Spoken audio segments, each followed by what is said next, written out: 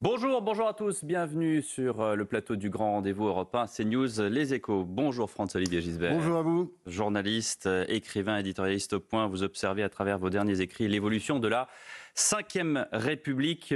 Aujourd'hui est un jour de commémoration. Bruno Retailleau et d'autres ministres sont à Arras pour rendre hommage à Dominique Bernard, victime d'un attentat terroriste il y a un an, jour pour jour. À partir de demain, ce seront d'autres commémorations pour Samuel Paty. Et pendant ce temps, Michel Barnier est en sursis. Le budget 2025 a été dévoilé. Il crée déjà beaucoup de points de crispation. Quel avenir pour le pays? Comment faire face à la dette? Comment faire face à l'insécurité? Y a-t-il encore une place pour l'autorité? Et y a-t-il encore une place pour la France dans l'Europe et dans le monde? Pour vous interroger ce matin, je suis avec Stéphane Dupont des Échos. Bonjour Stéphane. Bonjour. Et Mathieu Bock-Côté. Bonjour Mathieu. Bonjour. Ce matin, Bruno Retailleau, Anne Genetet, d'autres ministres assistent à la commémoration de l'assassinat sauvage de Dominique Bernard. C'était il y a un an, jour pour jour, dans le lycée dans lequel il enseignait à Arras.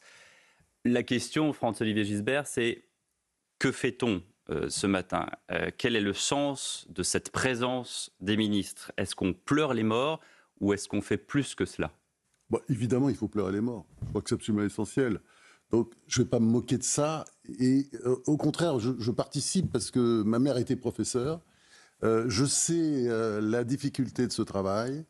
Elle a adoré ses élèves.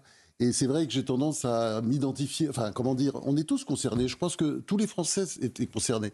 La mort de Dominique Bernard, comme celle de Samuel Paty, c'est quelque chose qui nous a transpercé le cœur à tous. Donc, évidemment, je suis à Arras comme, à mon avis, tous les Français, Mais ou presque. est-ce qu'on est dans une action différente que celle de juste pleurer les morts, sans bien sûr dénigrer le fait qu'on pleure les morts?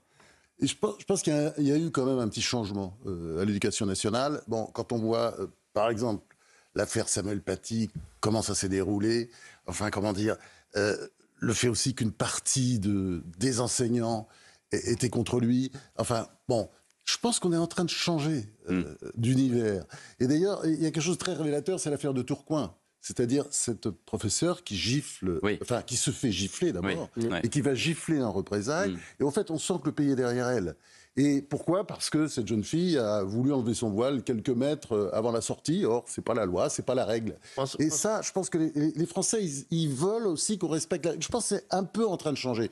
Pas assez, évidemment, mais il y a quelque chose qui se passe un peu au niveau de l'éducation. Vous avez le sentiment, Franz-Olivier Gisbert, que depuis un an, les choses ont vraiment changé. La ministre de l'Éducation nationale, la nouvelle ministre, Anne Genetet, dans la tribune dimanche, dit que les atteintes à la laïcité ont beaucoup baissé en un an. Est-ce que ça correspond à la réalité ou est-ce que c'est un signe un peu trompeur? Est-ce que le problème est toujours là ou pas, selon vous?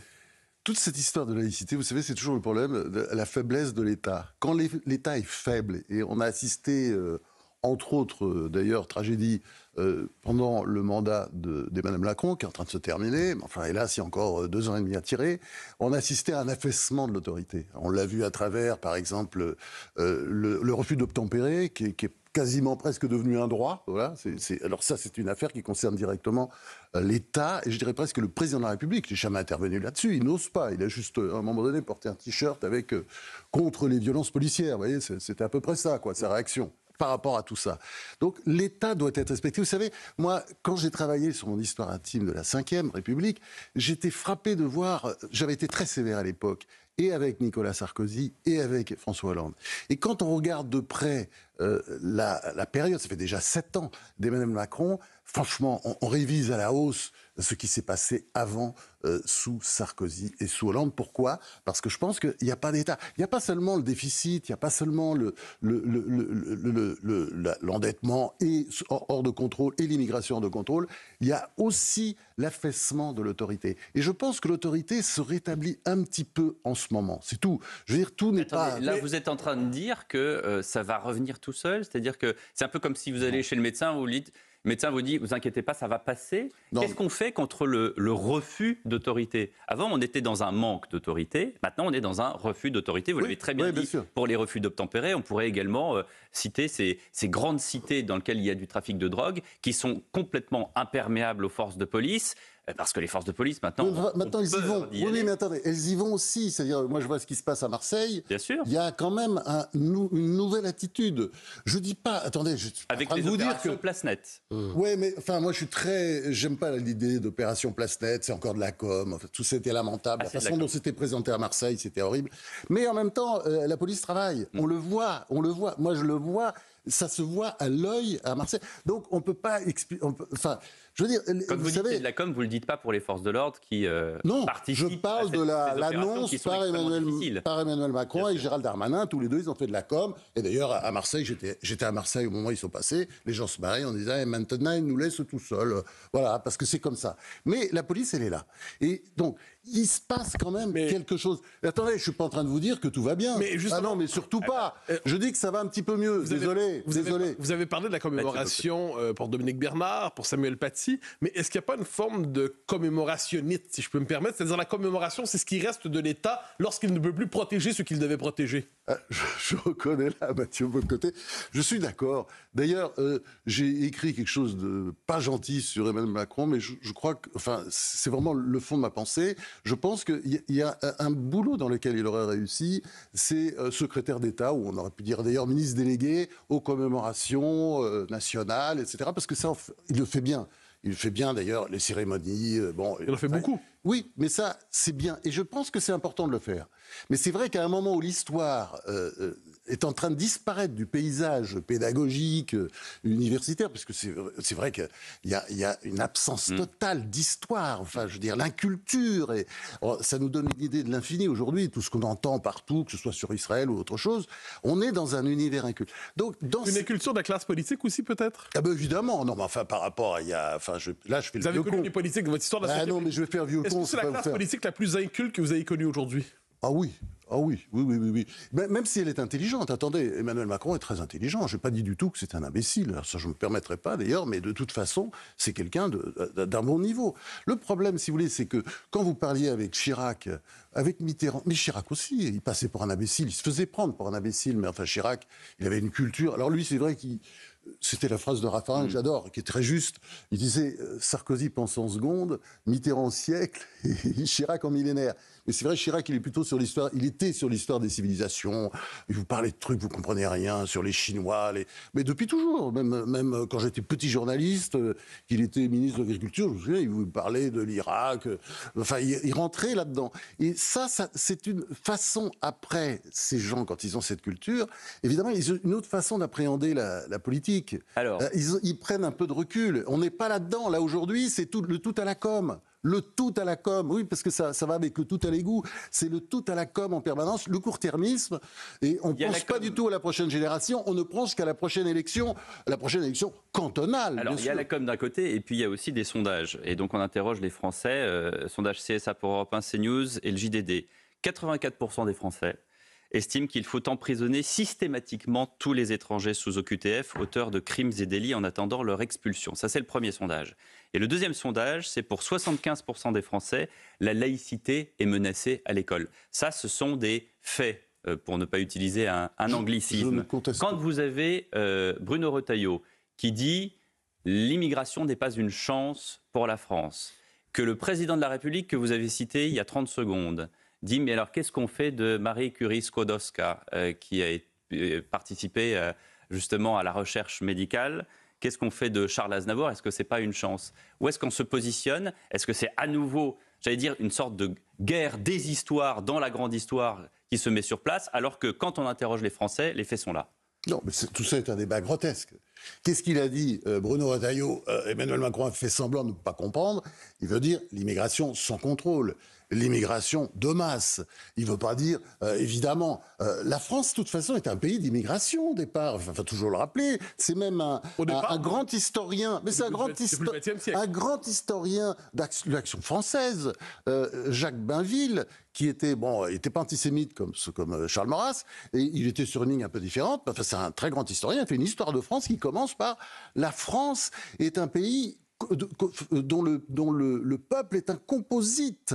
C'est-à-dire, évidemment, parce que c'est un isthme, les peuples arrivaient de partout, ils étaient coincés entre, devant l'Atlantique, la Manche, la Méditerranée, les Alpes, la Pyrénées. N'est plus celle d'hier. Mais évidemment, mais c'est ce que je dis. C'est ce que je dis. Donc Macron a fait semblant de ne pas comprendre. Ça, c'est une petite polémique, mais ça n'a aucun intérêt. Ça n'est pas intéressant, cette polémique. Enfin, j'ai pas compris d'ailleurs le sens de pourquoi. Vous avez suivi également, François-Xavier Gisbert, que l'avenue Bugeaud, dans le 16e arrondissement à Paris, a été débaptisée.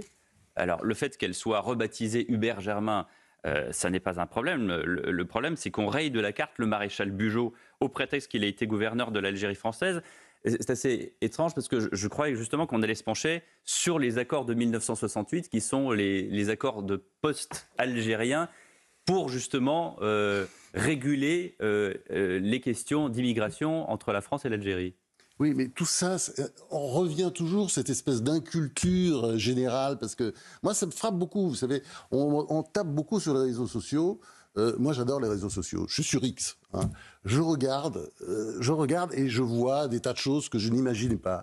La violence, la force, par exemple, de l'antisémitisme. L'inculture absolument générale. C'est fascinant. En fait, on mélange tout. C'est fascinant, on mélange tout. Plus opaque, c'est ça ? Parce que, bon, Bugeaud... c'est pas forcément un personnage sympathique. La façon dont il a fait la conquête de l'Algérie, c'était pas terrible. Bon, après, c'était quelqu'un quand même qui disait ça ne peut pas marcher, il faut arrêter avec cette colonisation. La façon dont les colons se comportent avec les Algériens, les autochtones, ça peut pas durer. Bon, il a quand même dit ça. C'est-à-dire, et ça a beaucoup marqué les esprits après, Napoléon III, etc., qui disaient bon, faut peut-être revoir l'Algérie. Donc, si vous voulez, tout ça, on jette des opprobres et on regarde pas l'histoire, on ne regarde pas les faits. François-Xavier Gisbert est l'invité du grand rendez-vous Europe 1 CNews Les Échos ce dimanche. Votre journal, François-Xavier, Le Point, signe un portrait du ministre de l'Intérieur en couverture cette semaine, Bruno Retailleau, qui a annoncé tout un train de mesures qu'on retrouve d'ailleurs dans le discours de politique générale de Michel Barnier pour la plupart. Marine Le Pen, assez justement, a dit ensuite à la tribune de l'Assemblée nationale, est-ce que vous allez faire tout cela vraiment ? Autrement dit, est-ce que Bruno Retailleau occupe l'espace pour agir? Il essaye, parce que vous savez très bien, enfin, on va pas se raconter d'histoire, ce gouvernement, il n'a pas de majorité. Il a, je dirais, à peine une majorité relative.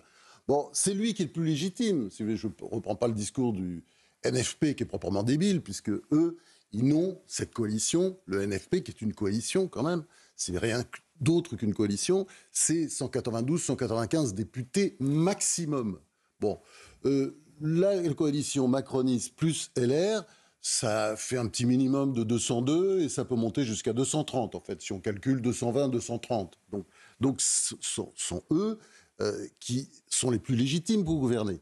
Et le problème, c'est qu'après cette dissolution stupide, il n'y a pas de majorité. Donc qu'est-ce qu'ils voulaient qu'ils fassent ? De toute façon, je ne suis pas sûr que le RN votera ces projets quand il sera d'accord. Donc il ne peut que gouverner un peu par décret. C'est ça. Pourquoi le RN ne voterait pas ? Est-ce que Marine Le Pen a une quelconque utilité à censurer le gouvernement Barnier ? Je ne dis pas censurer, je dis l'aider. C'est tout à fait différent. Moi, je pense qu'elle ne va pas censurer, en tout cas pour montrer justement qu'elle est responsable. Et elle va aider de temps en temps, mais elle ne va pas aider. Donc, mais est-ce qu'il n'y a pas deux manières de poser la question ? C'est-à-dire, d'un côté, vous dites il n'y a pas de majorité, mais certains diraient autour de Retailleau, probablement, même s'il voulait agir dans le cadre constitutionnel présent, ça serait compliqué. De là, la polémique sur l'interprétation de l'état de droit. Oui, mais je pense qu'on peut quand même gouverner par décret en France. C'est possible. Donc c'est vrai que tout ne passe pas nécessairement par l'Assemblée nationale. Simplement, ça limite le champ. C'est évident. C'est-à-dire, je ne pense pas qu'il puisse vraiment révolutionner la politique, notamment la politique de l'immigration. Donc il est condamné, selon vous, à une certaine forme d'impuissance au ministère de la Parole. Et il va faire des déclarations un peu tonitruantes comme il en a fait depuis qu'il a été nommé. Ça ne va pas aller beaucoup au-delà, ou il va juste revoir la circulaire Valls, c'est ce qu'il a annoncé. Ouais, c'est pas trop le genre, justement. Et je pense qu'il fait un peu de com, là, pour l'instant, pour se faire connaître. Mais surtout, je pense, c'est ce que je disais tout à l'heure, pour commencer, ça avait l'air de vous choquer, mais je pense qu'on peut changer l'état d'esprit. Il y avait un état d'esprit, comment dire, depuis quand même plusieurs années en France, totalement défaitiste, pessimiste. Je pense que d'abord dans les écoles, les professeurs peuvent réagir, dans les villes, les policiers peuvent réagir aussi sans être tout de suite attaqués, réprimandés. Bon, il y a quand même... Le ministère de la Parole, c'est utile. Je pense que c'est utile quand c'est pour ça. pas quand c'est pour se montrer et faire des déclarations, voilà, pour se faire mousser. Exemple, l'opération, l'horrible, ridicule opération Place Nette sur Marseille. Mais après, je suis désolé, ils font le boulot. Ils ont fait le boulot, ils le font en ce moment, les policiers. Quand Bruno Retailleau dit qu'il voudrait donner une nouvelle loi sur l'immigration qui reprendrait les mesures qui avaient été censurées en début d'année par le Conseil constitutionnel, quelle majorité il a pour faire voter ça à l'Assemblée? Il n'en a pas de majorité. De toute façon, le sujet n'est pas là. Le problème, c'est le Conseil constitutionnel. Le Conseil constitutionnel, voilà. Il s'est servi de l'article 45 qui dit exactement le contraire de ce qu'il prétend qu'il dit. C'est quand même un truc de fou. C'est-à-dire ils sont censés représenter le droit. Forme, hein. Non, mais ces gens sont censés représenter le droit. Ils sont assis dessus. Et personne n'a rien dit, sauf vous regardez tous les constitutionnalistes qui ont dit étrange décision paradoxale, etc. Parce que le Conseil constitutionnel n'a pas respecté le droit. De ce point de vue devant ce qu'on a appelé en certain temps le gouvernement des juges? Mais évidemment. Évidemment, parce que quand c'est pas le Conseil constitutionnel qui s'en mêle, c'est le Conseil d'État. Et vous avez le Conseil d'État, je ne sais pas pour qui il travaille, mais je suis pas sûr, franchement, qu'il travaille toujours pour la France. Mais de ce point de vue, votre analyse croise celle, j'y reviens, de Bruno Retailleau, qui disait une certaine définition de l'État de droit aujourd'hui cause problème. Oui. Pas l'État de droit lui-même, une certaine définition. Du droit, là encore, bon, je pense qu'on lui a évidemment cherché une mauvaise querelle, c'est normal, il arrive et puis il a sa réputation. Mais l'État de droit, de toute façon, il n'est pas immuable. Bon, il y a quelques éléments de l'État de droit qui sont immuables sur l'égalité des personnes. Est-ce qu'il est intangible, pour reprendre la phrase de Retailleau? Ça dépend de ce que vous entendez par État de droit, parce qu'il y a tellement de lois. Évidemment, les lois, on les refait tout le temps. Donc, c'est vraiment... Ce sont des querelles absurdes. Le sujet, c'est pas là. Le sujet, c'est qu'est-ce qu'on fait. La situation Mais qu'est-ce qu'on peut faire? Mais on peut... de toute façon, le gouvernement Barnier, je pense qu'il peut pas faire grand-chose. Hein. Voilà. Alors, il fait ce qu'il peut, mais il peut. Mais au-delà du gouvernement, vous avez référé vous-même au Conseil constitutionnel. C'est-à-dire, qu'est-ce qu'on peut faire quand le Conseil constitutionnel dit l'Assemblée peut bien voter ce qu'elle veut? En dernière instance, nous censurons, nous démantelons, nous déconstruisons. Est-ce que le véritable verrou n'est pas là? Oui, mais enfin, vous savez qu'en politique, c'est pas si simple. C'est que le Conseil constitutionnel, il prend du pouvoir, comme le Conseil d'État, quand le pouvoir est faible. Bon, je pense aussi, là, c'est vrai que le pouvoir va être faible, forcément par définition. Mais il doit sauver les meubles, parce que c'est ça la mission de Michel Barnier, c'est de sauver les meubles. Donc moi, personnellement, j'ai pas envie de critiquer ce qu'il fait, même si je pense que, par exemple, sur la façon de boucher les trous, de régler les déficits, c'est pas ce que j'aurais fait, évidemment. Mais on va en parler tout à l'heure de la dette, mais restons sur l'aspect sécuritaire. Et vous-même, dans Le Point cette semaine, vous parlez de l'entrisme islamique, vous parlez de la 5e colonne, vous parlez de sujets qui sont extrêmement graves, importants et qui touchent les Français. Encore une fois, 84% des Français estiment par exemple qu'il faut emprisonner systématiquement tous les étrangers sous OQTF, auteurs de crimes et délits, en attendant leur expulsion. Vous venez de dire... Ce gouvernement est d'une certaine manière en sursis, ce gouvernement sauve les meubles. Ça veut dire que des questions comme celle-ci, qui sont des questions qui intéressent 84% des Français, estiment qu'il faut emprisonner systématiquement tous les étrangers sur OQTF, on ne pourra rien faire ? Pas grand-chose. C'est le résultat des élections. Qu'est-ce que vous voulez ? Il faut attendre un an. Un an, c'est-à-dire à partir oui, on a déjà tiré. À la prochaine dissolution. Mais la prochaine dissolution. Où on dit qu'on va avoir un gouvernement de gauche avec peut-être Bernard Non, mais vous rigolez. Ah oui, non, peut-être, oui. Le François Hollande en Premier ministre. Il y a des rumeurs qui courent, François-Olivier Gisbert. Oui, le gouvernement de gauche. Peut-être à un moment donné, effectivement, si ça ne marche pas, Barnier, je pense même s'il le déteste, Macron ira plutôt vers Cazeneuve.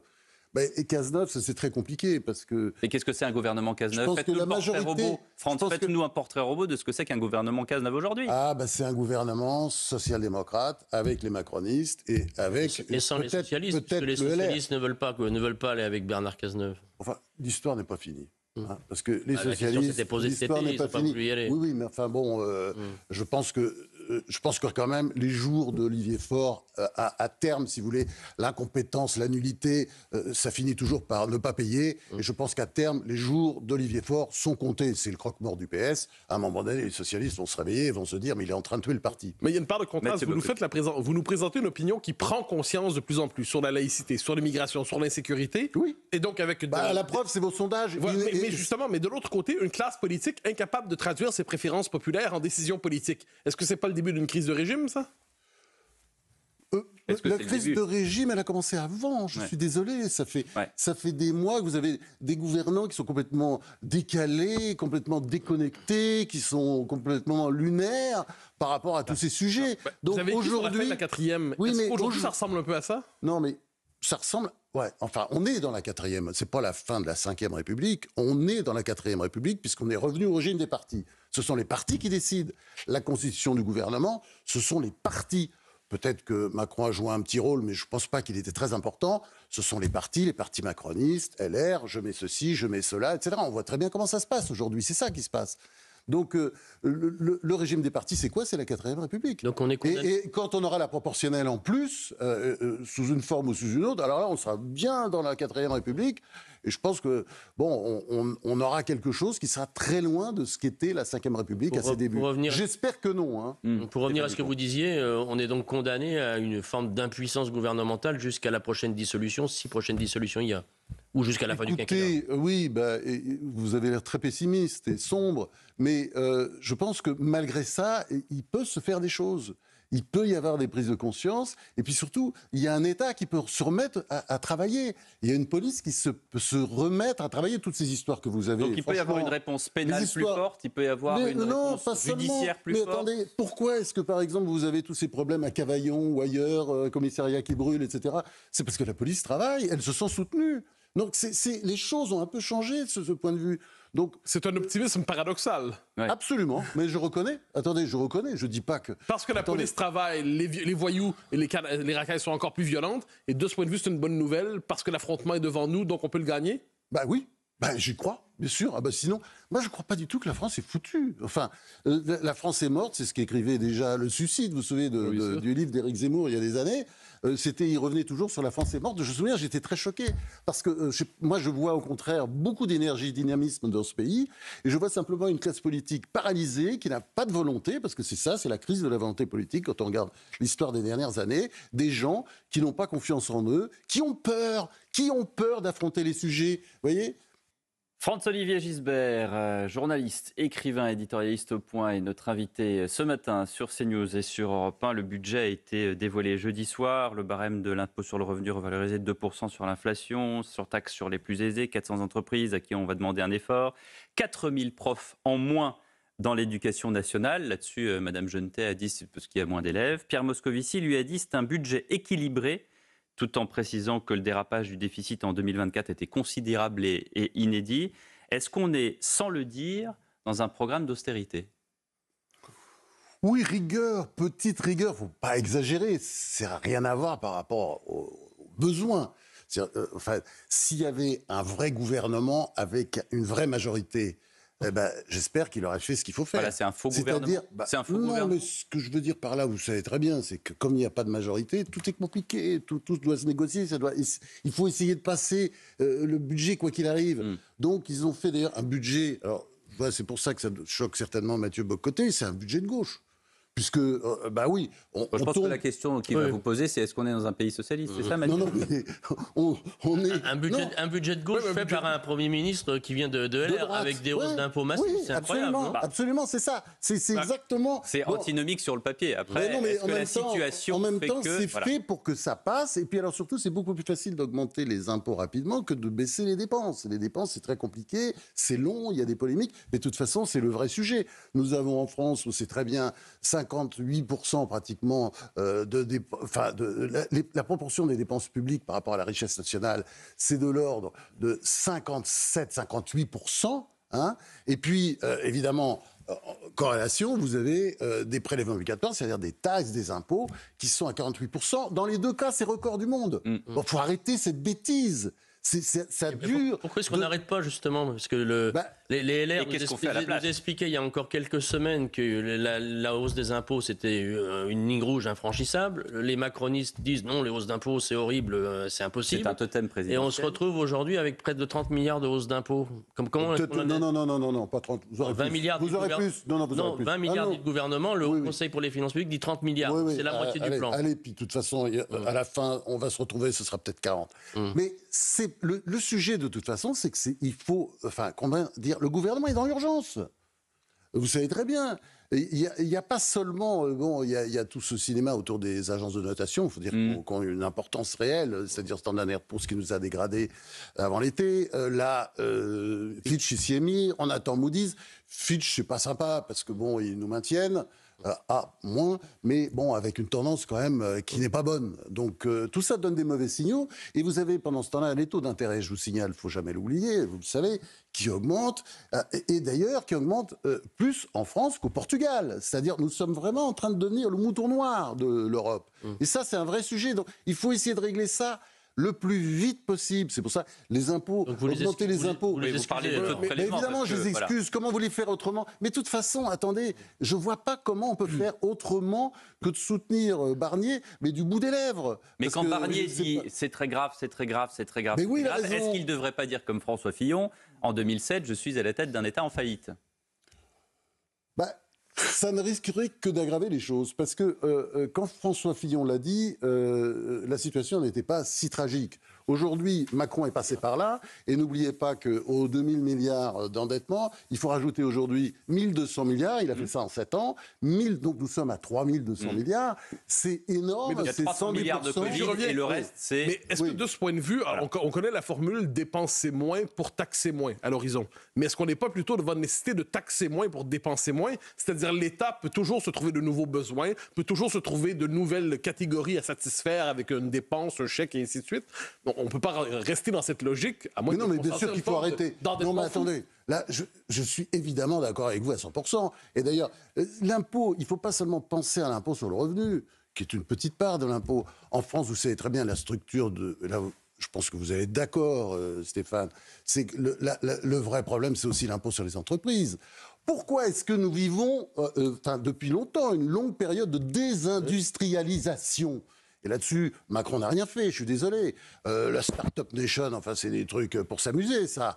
Le Choose France, choisir la France, tout ça avec des mots anglais, enfin, tout ça.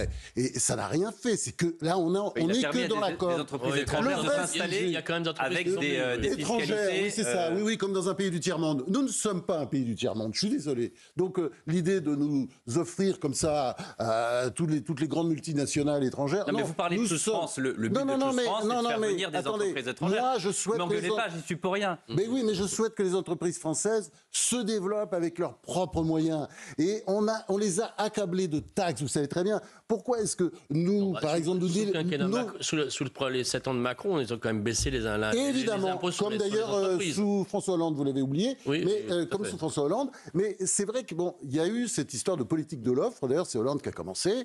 Macron a continué. Les choses et ça, c'est une bonne chose. Dans le bon sens. Et là, il y a un virage. On est d'accord avec ça. Ça va évidemment dans le bon sens, on est d'accord. Mais quand vous regardez les chiffres de près, c'est-à-dire quand vous voyez que les taxes sur la production, j'ai lu ça dans l'excellent livre de Jacques Delarosière que je vous conseille, Le déclin français est irréversible, aux éditions du Jacob, c'est formidable. Et notamment ce chiffre incroyable, les taxes sur la production outre-Rhin, la production donc sur les entreprises, voilà, le truc, ce qui nous donne le travail, parce qu'en plus on taxe le travail en France. Les taxes sur la production outre-Rhin, en Allemagne, représentent 0,5% du PIB. En France, 3,6%. Ouais. 3,6%, 7 fois plus. C'est dément. Évidemment, il faut arrêter. Parce que ce que fait la politique, ce que font les différents gouvernements, de droite ou de gauche, ou macronistes, c'est toujours la même chose. C'est-à-dire, même s'il y a des améliorations sous Hollande comme sous Macron, c'est l'histoire de Reagan, vous savez, qui disait que c'est un grand homme. Moi, j'ai beaucoup de respect pour Ronald Reagan, qui a été un grand président, qui venait de la gauche, d'ailleurs, parce que parfois, oui, il avait des petits côtés, des petits réflexes comme ça, il venait de la gauche. Enfin, il n'a jamais été démocrate, Reagan. Bien sûr, il était démocrate et il a été même partisan de Franklin Roosevelt. Oui, dans les années... Bon, après, il a viré sa cutie, il est passé à droite, mais il gardait toujours un petit côté rooseveltien. Ça arrive en France aussi. Non, mais il disait à un moment donné, quand il était rooseveltien, il fallait être rooseveltien, il n'y avait pas de solution, il fallait que l'État soit fort. Et il avait une formule géniale, qui est, quand c'est vivant, on taxe. Quand ça bouge encore, on réglemente. Et puis, quand ça bouge plus, on subventionne. Et là, si vous voulez, vous avez ce truc grotesque, d'ailleurs, ils vont toucher à tout ça, bien entendu, c'est que, non, on massacre, on taxe les entreprises, et évidemment, derrière, on leur donne des aides. Mais justement, est-ce qu'il n'y a pas derrière ça quelque chose au-delà que les gouvernements soient de gauche, de centre, de droite? Est-ce qu'il n'y a pas une forme de psychologie socialiste partagée par l'ensemble de la classe politique? Oui, peut-être aussi par les Français, hélas. C'est-à-dire, et là, il faut revenir sur le problème de l'éducation, l'enseignement de l'économie. C'est vrai que c'est un énorme chantier. Parce que j'ai l'impression parfois, quand on a tous des enfants, on les entend quand ils reviennent de l'école, on a l'impression qu'ils ont eu des cours qui ressemblaient à ceux qu'on devait avoir, j'imagine, dans l'Union soviétique dans les années 60 ou 70. Parce que il y a une espèce d'éducation marxiste, il faut sortir de là. Mais vous savez aussi bien que moi, Franz-Olivier Gisbert, qu'il y a une petite poignée de décisionnaires qui est au-dessus de l'éducation nationale, qui est au-dessus des ministres, qui est au-dessus des recteurs et qui décide des programmes. D'ailleurs, cette entité n'a pas de nom. On le sait, ça existe. Il y a cette dizaine de personnes qui décident de tout ce qu'il y aura dans les programmes scolaires et dans l'école de la République et donc du coup, de facto, dans le privé sous contrat. Pourquoi est-ce que ça continue d'exister et pourquoi est-ce qu'on ne fait rien contre cette petite poignée de décisionnaires qui donne le programme à tous nos enfants, comme vous dites, à nos petits-enfants? Oui, mais enfin, c'est pas seulement une histoire de programme. C'est une histoire de climat général. Par exemple, je vais dire du bien de Macron, ce qui a été fait en matière d'apprentissage, mais qui avait été commencé avant sous Hollande, c'est très bien. Bon, il y a énormément de gâchis, c'est évident. On a dépensé beaucoup d'argent et forcément, il y en a un peu d'argent qui a été gaspillé, c'est absolument clair. Et on va revenir en arrière, hélas. Mais c'est positif, c'est-à-dire qu'il faut faire entrer les jeunes dans les entreprises, qui voient comment ça se passe. Quand vous parlez de cette culture nationale, quand on regarde la campagne des dernières élections législatives, le Rassemblement national qui proposait des pléthores de dépenses, le nouveau Front populaire encore plus, des centaines de milliards de dépenses nouvelles. Absurde, oui. Et comment est-ce qu'on en est arrivé là? La France est devenue une île dans le monde. Est-ce que c'est la proposition de Mario Draghi qui veut, comme peut-être M. Macron, une Europe fédérale avec chaque pays qui serait un numéro parmi d'autres, sans souveraineté, sans saveur, sans couleur? Oui, je n'ai pas tout à fait la même vision que vous, de ce qu'a écrit Draghi, parce que je trouve ça en même temps formidable. C'est-à-dire que l'Europe, elle se rétracte. L'Europe, c'est quand même, un continent, le vieux continent par excellence. Il y a beaucoup de problèmes, et on parlait de l'endettement de la France. Tous les pays ne se portent pas si bien que ça. Et le sujet, c'est qu'il faut investir. Et au lieu de s'endetter bêtement, moi, je ne suis pas contre la dette. Mais si c'est s'endetter pour investir, notamment sur le plan industriel, bon, évidemment, quand on fait ça, on perd de l'argent, mais on en gagne aussi après. Mais est-ce que vous ne tenez pas une facilité de langage? Vous n'êtes pas contre la dette quand elle est raisonnable. Aujourd'hui, dire je ne suis pas contre la dette, ça ne veut pas dire la même chose. Ben non, c'est qu'aujourd'hui, on s'endette que pour boucher les trous. Mais on s'endette aussi, c'est important, parce que ça, c'est un sujet aussi qui n'est pas abordé par Michel Barnier, mais il faudrait le faire. C'est un sujet qui fâche. Mais la dette s'est établie maintenant, elle est quand même constituée en grande partie par les retraites. Parce que les cotisations vieillesse ne suffisent pas, et donc il y a 71 milliards qu'il faut trouver. Enfin, dans les 60, et c'est l'État qui paye. C'est l'État qui paye. C'est la collectivité qui paye un certain nombre de retraites, notamment des fonctionnaires, des agents de la SNCF. On sait que c'est comme ça que ça marche. Et ça ne peut pas durer non plus. Donc il faut mettre les Français devant leurs responsabilités. Il faut commencer. Si vous voulez, moi je crois beaucoup à la pédagogie. Il faut que chacun paye, y compris les retraités? Non, pas chacun, c'est pas le sujet. Mais je veux dire, là, c'est du délire, vous savez très bien. On ne peut pas continuer comme ça. De toute façon, attendez, il faudra allonger l'âge de la retraite. Mais c'est évident. Et on voit très bien l'infantilité. L'infantilité, je crois que c'est le mot. J'ai envie de dire la bêtise aussi d'une grande partie de la classe politique quand elle dit qu'il faut revenir en arrière sur les retraites. Je vais vous dire même, il faut aller plus loin.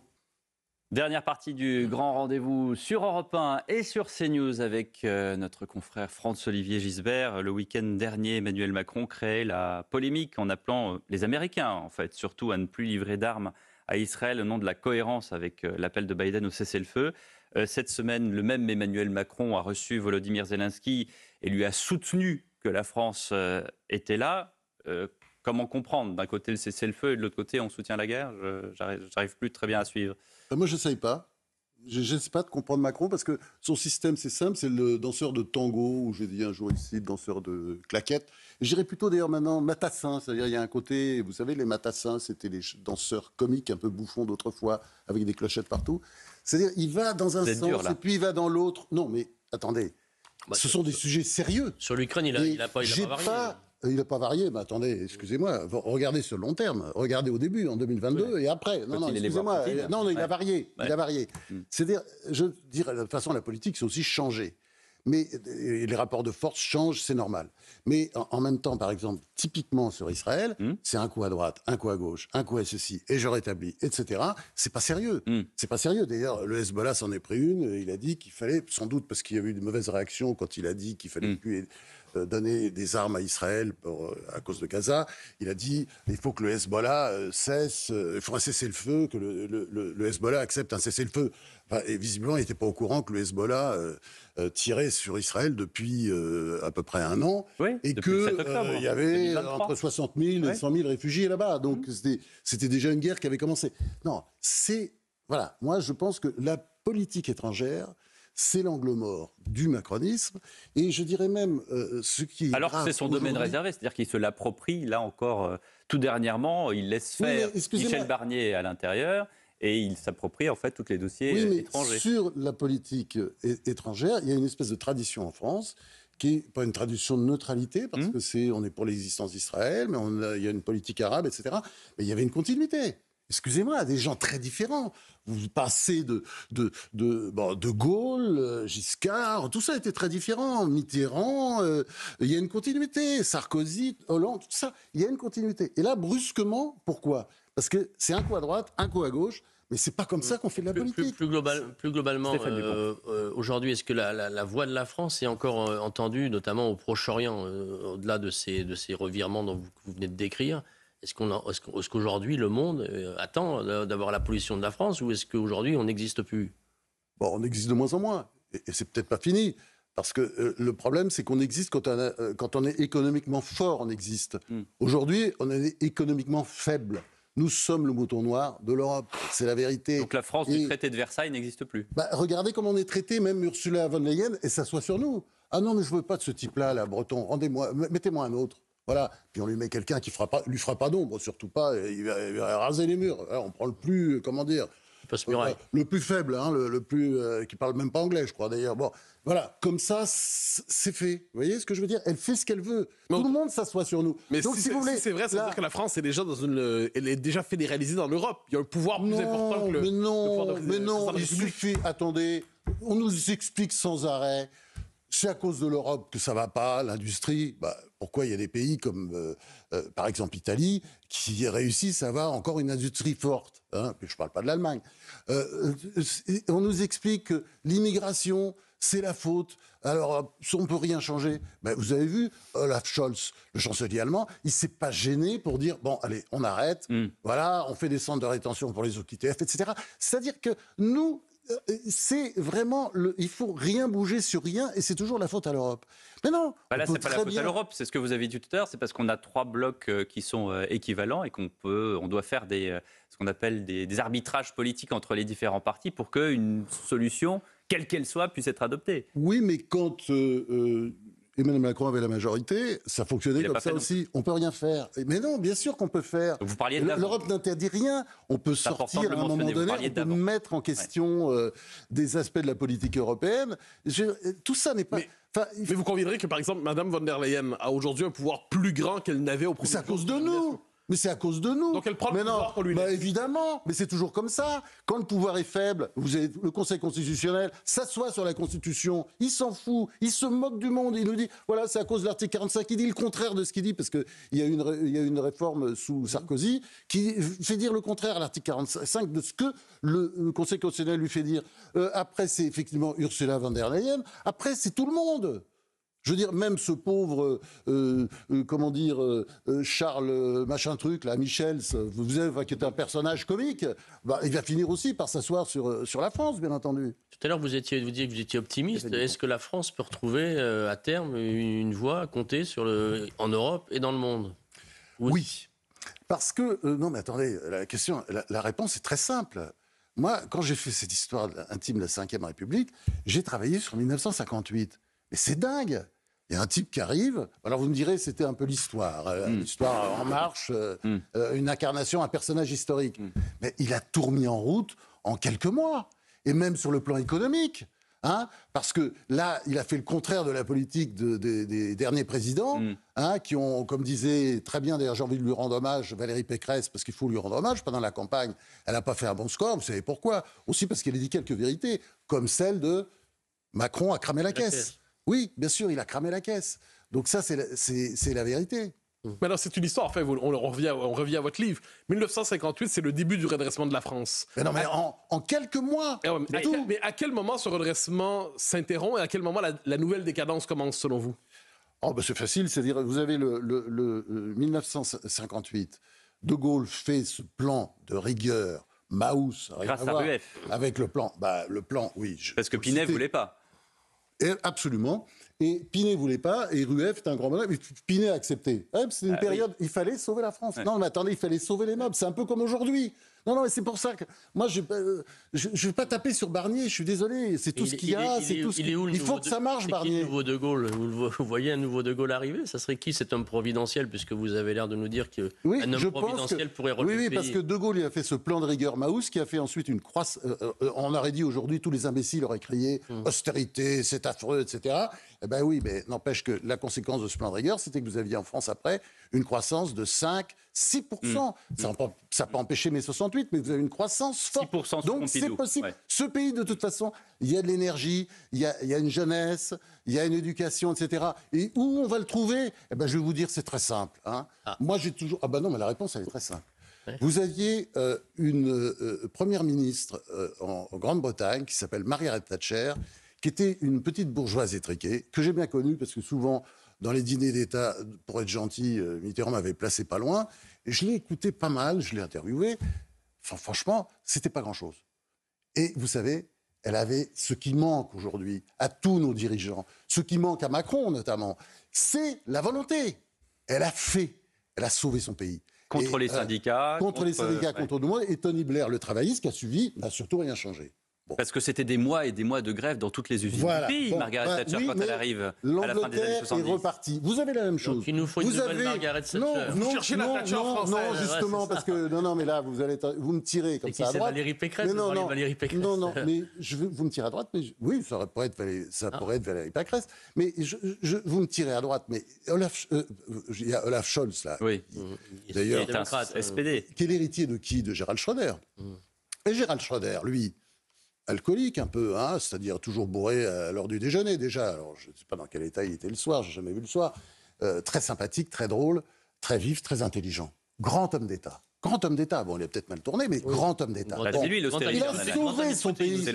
Avec l'agenda 2004, je suis désolé, il a sauvé son pays. Je ne l'ai pas vu venir et personne ne l'a vu venir. Bon, et il a sauvé son pays. C'est pour ça que je dis que c'est un grand homme d'État. Et vous voyez, donc, ça peut venir de la gauche, ça peut venir de la droite, ça peut venir de n'importe où, mais à un moment donné, il y a quelqu'un...